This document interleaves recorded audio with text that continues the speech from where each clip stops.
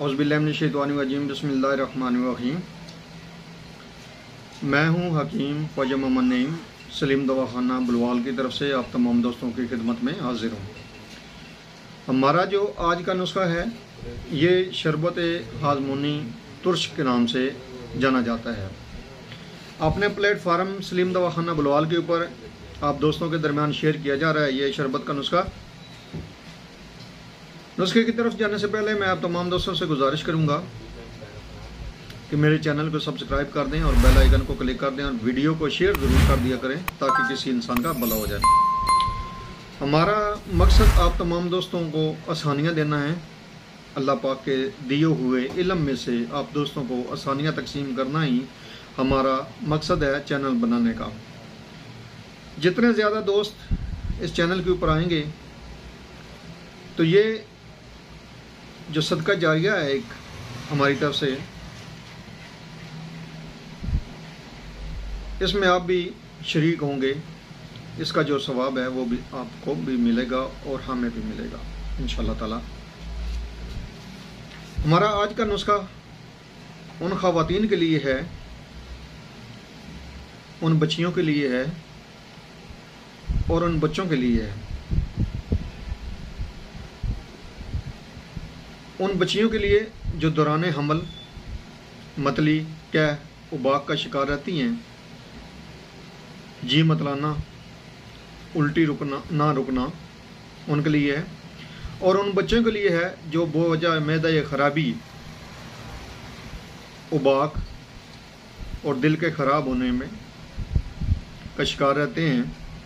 तेज़ाबियत जो है उसकी वजह से,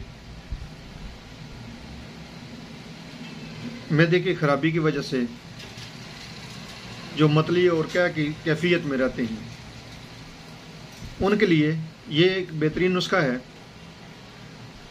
जो शरबत की सूरत में है। नुस्खे की तरफ जाने से पहले आप तमाम दोस्तों को एक बार फिर गुजारिश करूंगा कि मेरे चैनल को सब्सक्राइब कर दें और अपने दोस्तों को भी चैनल के ऊपर इनवाइट करें।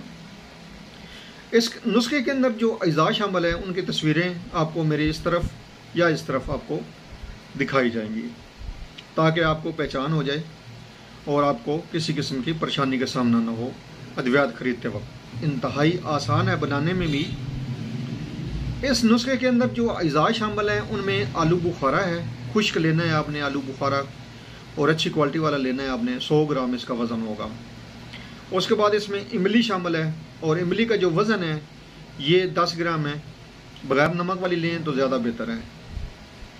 अनारदाना आपने लेना है, अच्छी क्वालिटी वाला जो अनारदाना है वो आप लेंगे, इसमें 10 ग्राम।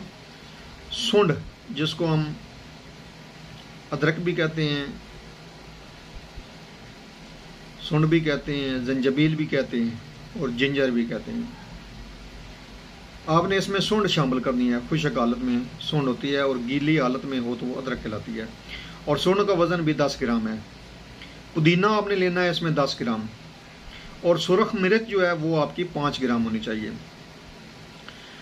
ये सुरख मिर्च आपने टमाटर मिर्च जो है वो लेनी है और साबुत मिर्च लेनी है, यानी पिसी हुई जो है वो आपने इस्तेमाल नहीं करनी। ये तमाम अद्वियात जो हैं ये आपने भिगो देनी है। 2 किलो पानी आपका होना चाहिए। 2 किलो पानी के अंदर ये तमाम अद्वियात भिगो दें और उसके बाद जो 8 घंटे इसको पड़ा रहने दें। 8 घंटे के बाद आप इसका जो शांदा तैयार करेंगे और जब पानी आपका आधा रह जाए यानी कि 1 किलो रह जाए पानी, आप तो उतार लें और छान कर इसमें आप 3 पाव चीनी शामिल करेंगे।